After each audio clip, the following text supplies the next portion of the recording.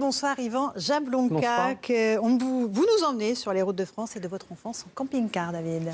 C'est un récit, c'est à la fois un récit historique et puis en même temps un récit familial. C'est des souvenirs de vacances, mais pas n'importe lesquels, parce que Yvan Jablonka est historien de formation et quand il raconte ses souvenirs de vacances, eh bien il raconte un morceau d'histoire française et ça se focalise à travers une fascination pour ce qu'il a véhiculé pendant les vacances. Il a fait des tours avec ses parents. C'est le camping-car paternel.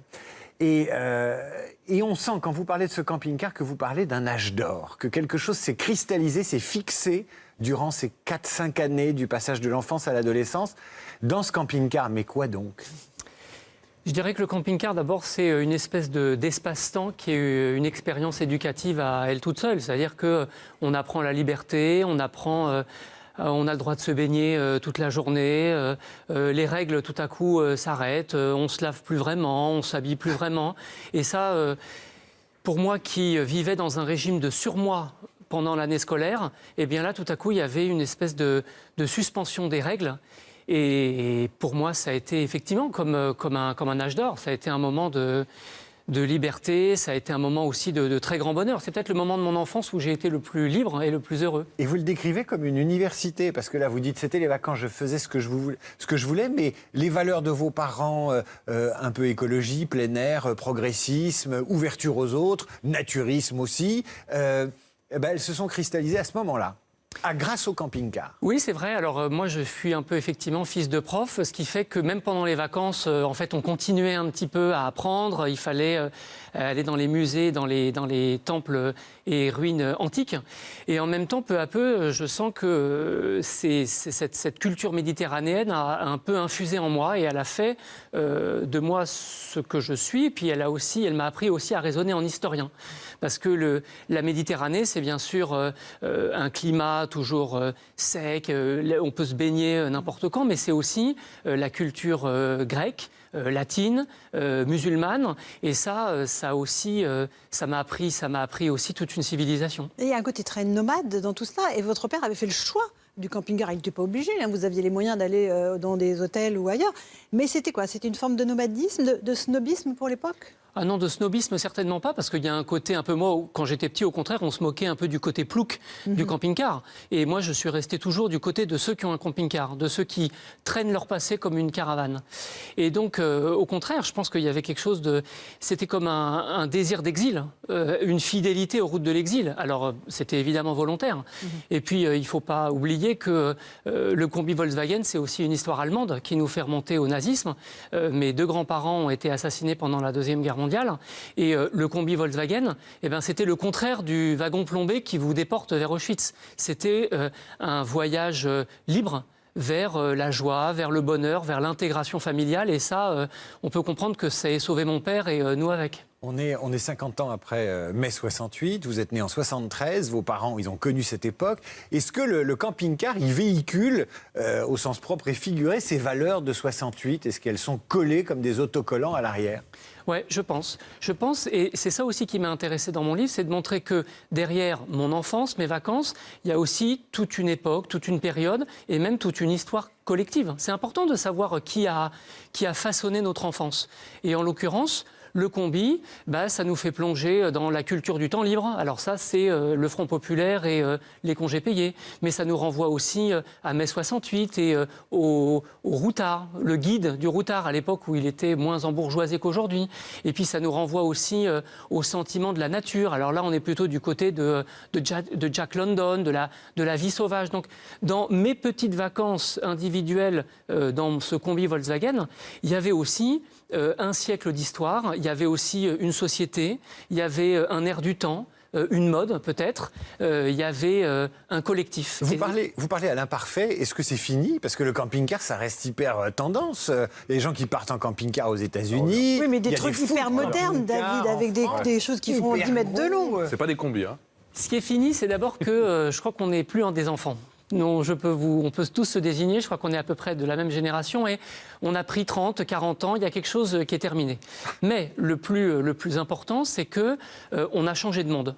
Moi, dans mon enfance, il y avait des cassettes qu'on retournait toutes les 30 ou 45 minutes. Il y avait un Walkman. Je me souviens, quand j'ai eu mon Walkman, c'était quelque chose de très important pour moi. Et puis, à partir de la fin des années 80, on a basculé dans un autre siècle, qui est le nôtre. C'est la société numérique. Et c'est un autre monde. C'est le monde de Google, Facebook, les smartphones. Et puis, pour ce qui est des voitures, le GPS. Alors, on ne se perd plus. Et puis, des ceintures de sécurité à l'arrière. Alors que nous, dans le camping-car, on était libre, on se baladait, c'était sans doute plus dangereux. Et ça, c'est un monde qui a disparu pour toujours. Je le dis sans nostalgie, mais voilà, il faut avoir conscience que... on est devenu moins heureux, du coup ? Non, c'est pas ce que je dis. Je dis qu'on a changé de siècle. Et pour un historien, je peux vous dire que c'est très important de savoir que le temps passe, et non seulement le temps passe, mais le temps nous traverse. Imaginez un médecin qui vous dirait « Moi, je soigne les maladies, mais attention, je ne suis jamais malade ». Vous diriez, il est ridicule. Alors maintenant, imaginez un historien qui vous dirait, j'étudie l'histoire, mais je ne suis pas dans l'histoire, je suis au-dessus de l'histoire. L'histoire, moi, ne me traverse pas. Il n'aurait rien compris. Moi, je vous dis le contraire. Moi, je vous dis qu'en tant qu'historien, je sais que l'histoire me traverse et je suis sensible à ce que j'appelle mon historicité d'historien. Et mon historicité, c'était le combi Volkswagen. Eh bien oui, parce que vous faites du petit garçon qui voyage avec ses parents et son frangin pendant ses vacances, un personnage historique de cette histoire du combi. Alors, moi, je me suis aperçu en lisant le bouquin qu'on avait tous un combi ou un camping-car dans la tête. Alors, j'ai essayé de retrouver. Il y a le combi Volkswagen des hippies. Donc là, c'est le groupe de rock ou les surfeurs qui partent sur la plage dans le combi Volkswagen. Vous avez le combi de Scooby-Doo et de sa bande, qui est à peu près d'ailleurs le même. Vous avez, alors peut-être, ça a fait même rêver même les petits garçons, c'est le combi de Barbie. Parce que dans le bouquin, vous racontez que dans un combi, il y a tout ce qu'il faut. Bien joué, David, sur le côté. Ça fait rêver les garçons. Bien joué, bien joué. Parce qu'on l'ouvrait, il y avait plein de gadgets, des tiroirs, etc. Et vous dites dans le livre, le combi, c'est la sécurité et la vie sauvage en même temps, c'est ça ? Oui, je crois que ça réussit ce miracle de faire goûter l'aventure en toute sécurité. Le combi, c'est le resserrement familial, c'est l'intégration, on est tous ensemble, et en même temps, c'est la liberté, on peut taper la route, on peut tracer la route, on peut comme ça, on fait claquer la porte coulissante, et l'aventure commence, et ça, c'est quelque chose qui n'a pas de prix. Alors, il y a un combi qui aurait pu être mythique, mais le destin politique de son propriétaire en a décidé autrement. C'est le combi de Jean-Marc Ayrault, qui est, je pense, le combi Westphalia de vos parents, le Transformer 3, très vintage, dont le toit s'ouvre et peut libérer, je crois, une toile de tente ou quelque chose comme ça. Et regardez comme Jean-Marc Ayrault a C'était celui-là ? C'est exactement celui-là, et ça fait partie des légendes de l'automobile au XXe siècle. C'est aussi connu que la DS, la 2 chevaux, la Jeep. Quand on voit comme ça ce combi Volkswagen Joker T3, on sait que c'est lui. Et on peut aller occuper Notre-Dame-des-Landes avec et s'installer durablement, ce que n'a pas fait Jean-Marc Ayrault. Qu'est-ce qui reste de ces années-là ? Comment vous vivez avec cet idéal de vacances qui est derrière vous ? Aujourd'hui, les vacances, elles n'auront plus la même saveur pour vous.